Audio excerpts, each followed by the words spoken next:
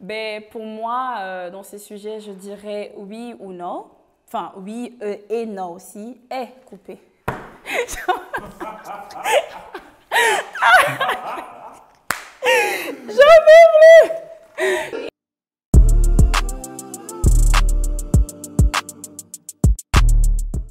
Bonjour, bienvenue dans RDV. Moi, c'est Persite. Moi, c'est Mike. Et le thème du jour, c'est est-ce qu'avant d'entrer dans le mariage, les salaires de l'autre comptent? Ben, je commence alors? Ok, super alors. Du coup, est-ce que pour toi, avant d'entrer dans le mariage, le salaire de l'autre compte ou pas? Je pense que le salaire de l'autre compte, tu vois, parce que même la Bible dit que dans Genèse 2,15, il est écrit: l'Éternel Dieu prit l'homme et le plaça dans le jardin d'Éden pour le cultiver, pour le garder. C'est-à-dire que avant que Adam se marie, il avait déjà un travail, il avait déjà quand même une stabilité.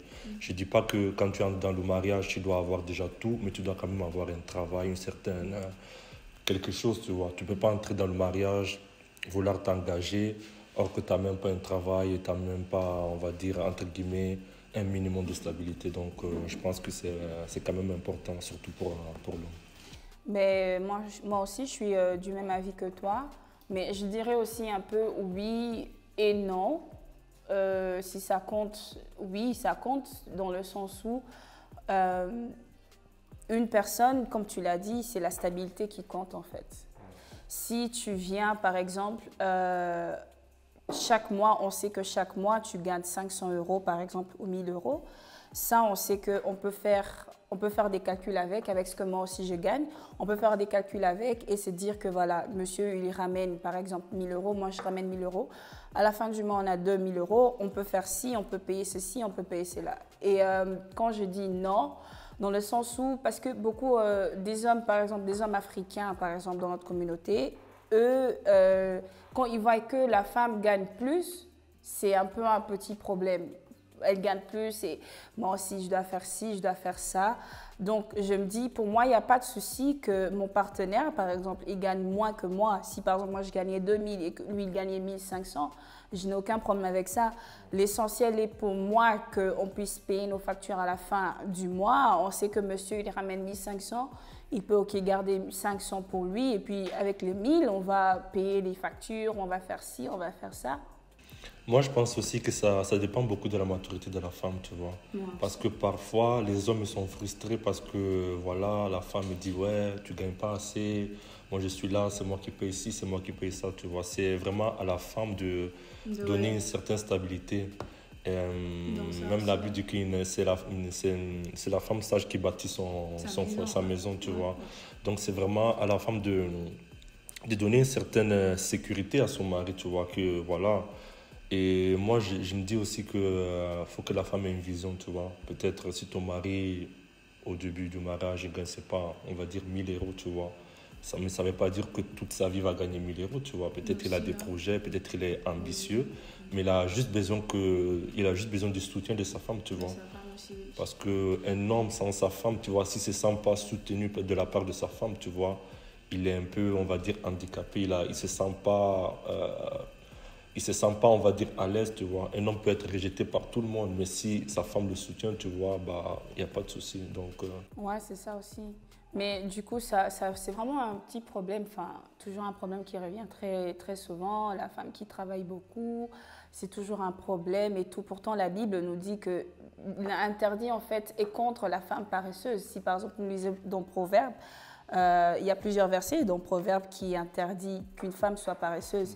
Et donc, moi, je trouve que la femme doit aussi vraiment travailler aussi pour aider, comme tu dis aussi, pour que le foyer soit stable et pour aussi ramener quelque chose voilà, à table et tout ça. Donc, voilà. ouais, exact, exact.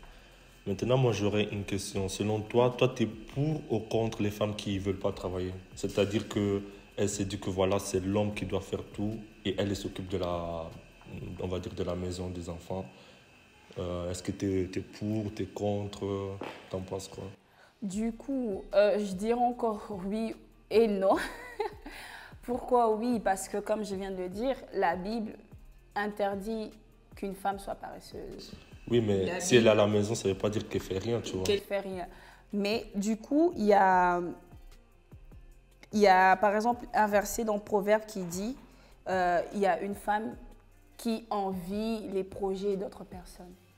Ça veut dire que cette femme-là, elle est bien à la maison, elle est là, elle élève les enfants, elle fait à manger, elle fait ci, mais la Bible est contre cette personne-là parce que, ok, elle est à la maison, elle élève les enfants, elle fait à manger, tout ce que tu veux, mais après quand elle va voir par exemple une autre femme évoluer, par exemple avoir un magasin des vêtements par exemple, et elle sera là en train d'envier, la Bible est contre cette femme-là qui est en train d'envier. Pourquoi? Toi aussi, tu as la capacité de le faire. Tu comprends un peu? Et si je dois dire non, c'est peut-être parce que avec ton partenaire, on a peut-être parlé de ça. On s'est peut-être dit, ok, le mari dit, moi je vais travailler, je vais tout ramener à la maison. Et toi, je veux juste que tu t'occupes des enfants, d'à manger et peut-être aussi faire le dispatching, peut-être quand je vais ramener mon salaire. Ça, par exemple, si vous parlez de ça avec ton partenaire, ça encore, je dirais, ok, il n'y a pas de souci, pas que je suis contre la personne, non. Si tu as parlé de ça et ton mari lui-même, il te dit, ok, il n'y a pas de quoi, moi je vais prendre soin, je vais travailler, c'est moi qui ramène de l'argent et toi, tu dois juste, par exemple, avec cet argent-là, tu prépares, tu fais ci, tu fais ça. Là, ok, c'est entre toi. Et toi, qu'est-ce que tu en penses? Bon, moi, je pense que c'est vraiment personnel. Ça dépend vraiment de la mission de l'homme, tu vois. Parce que quand on dit qu'une femme est soumise, en fait, la soumission, ça veut dire que tu lui mets, tu suis la mission de ton mari, tu vois. Donc, si ton propre mari a la capacité de pouvoir ramener l'argent, de pouvoir gérer tous les besoins de la maison, moi, je me dis pourquoi pas, tu vois. Mais c'est vraiment quelque chose de personnel et ça dépend du niveau de stabilité de l'homme. Et ça dépend aussi de la mission qu'il a, tu vois. Donc, ça dépend vraiment il n'y a pas une bonne ou une mauvaise réponse, c'est vraiment quelque chose de très personnel et bon, selon moi, c'est un peu ça. Donc, voilà. Est-ce que le salaire de l'autre compte? Comment ce qu'il gagne par mois? Est-ce que ça compte ou pas? Ou ce qu'il gagne par mois, si tu veux? Bon, on va pas faire semblant, tu vois. Il faut un minimum quand même, tu vois. Selon moi, ça compte pas vraiment, mais il faut quand même un minimum. Comme je le disais, il est écrit que l'homme quittera son père et sa mère et s'attachera à sa femme, tu vois. Et pour quitter son père et sa mère, en fait, ça signifie qu'il faut que tu sois stable. Tu peux pas être chez tes parents et vouloir te marier, tu vois. Il faut quand même un minimum de stabilité. Mais après, voilà, c'est pas aussi quelque chose de très très important parce que c'est aussi bien de commencer peut-être de zéro, pas de zéro, mais de commencer avec un faible commencement et petit à petit monter avec sa propre femme, tu vois. Donc moi je me dis qu'il faut un minimum, mais faut pas, on va dire, faut pas abuser non plus, tu vois. Faut pas se dire, ah non, moi, je veux que mon mari touche minimum 5 000 euros par mois, tu vois. Donc moi, je me dis qu'il faut un minimum, mais comme je le disais avant, c'est très important le rôle de la femme, de voir la vision de son homme, tu vois. De ne pas regarder à maintenant, de ne pas regarder à 2 mois, mais de regarder vraiment au futur, tu vois, pour pouvoir un peu gérer. Donc moi, je pense que ça dépend vraiment de la vision de la femme. Et moi, je me dis que l'homme, il ne va jamais s'engager si c'est qu'il ne travaille pas, si c'est pas qu'il ne peut pas, tu vois. Il va toujours s'engager en sachant que voilà, il a déjà quelque chose. Il a déjà un boulot, il a déjà un travail. Et après, voilà, avec la femme, ils peuvent monter ensemble. Donc moi, c'est un peu ça mon point de vue. Non. Bon, pour moi, à peu près aussi la même chose que toi. En tout cas, moi, je dirais que ça compte. Vraiment que les salaires comptaient. Pas que je vais l'imposer un minimum de salaire, genre, je veux que tu me ramènes chaque mois 2000. Non, pas ça. Mais que ça soit, on sait que chaque mois, il y a 1000 qui rentrent. Pas que ça soit, c'est moi ici, il y a 1000 qui rentrent, le mois prochain, 200 euros. Tu ne sais pas faire des calculs avec. Tu vois un peu, tu ne sais pas faire des calculs avec et donc ça doit compter en fait, tu dois savoir, tu dois être clair dans ta tête que monsieur il ramène 1000 je sais qu'avec 1000, on va payer ceci, on va payer cela, on va payer ceci, on va payer cela. Et par exemple, même pas seulement qu'il ramène 1000, mais que ça soit stable, en fait, ce qu'il me ramène chaque mois. Comme ça, je sais, peu importe, même si qu'il me ramenait 500 euros, je sais qu'il ramène 500 euros et avec ces 500 euros-là, je peux payer l'électricité, je peux payer le Wi-Fi, je peux payer l'énergie et tout. Et c'est ça, en fait. Ça doit juste être stable et qu'on ne soit pas seulement, ouais, le mois prochain, il me ramène à 10 euros. Oui, j'ai essayé de faire les trucs. Non, s'il te plaît, ramène-moi quelque chose, en fait. Donc, c'est un peu ça. Non, franchement, je suis d'accord avec toi. Tu as pleinement raison. Et je ne sais pas pourquoi j'insiste sur ça, mais c'est vraiment la femme. C'est vraiment la vision de la femme. Mais d'office, c'est ça, en fait. C'est nous, les femmes, nous sommes là. Sans nous, la maison va tomber.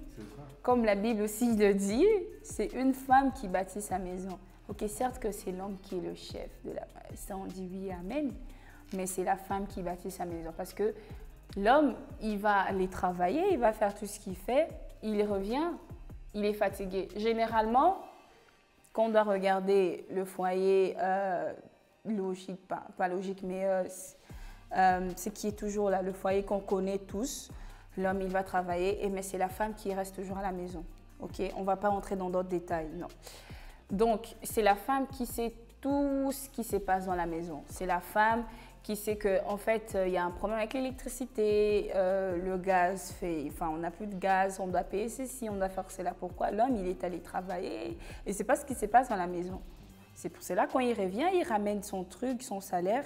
La femme dit, ok, d'accord, avec ce salaire, on va faire ci, on va faire ça et on va faire ci. Et après, la décision finale revient à l'homme. Donc, c'est un peu ça. Bon, moi, j'ai vraiment un message pour les hommes, tu vois. J'ai un message pour les hommes de, en fait, ne soyez pas complexés par ce que vous gagnez, tu vois. Faut pas négliger les faibles commencements, tu vois. Tu peux commencer aujourd'hui, tu touches, je sais pas, 500 euros, je dis ça comme ça. Mais vois plus loin, tu vois. C'est pas parce que tu as commencé avec 500 euros que tu vas terminer avec 500 euros, tu vois. Et donc, la Bible dit que vaut mieux la fin d'une chose que son commencement, tu vois. Donc, faut viser toujours plus loin, faut regarder toujours plus loin.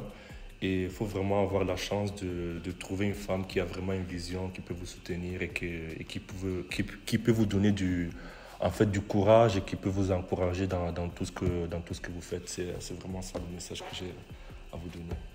Mais du coup, pour moi, ce serait alors pour les femmes.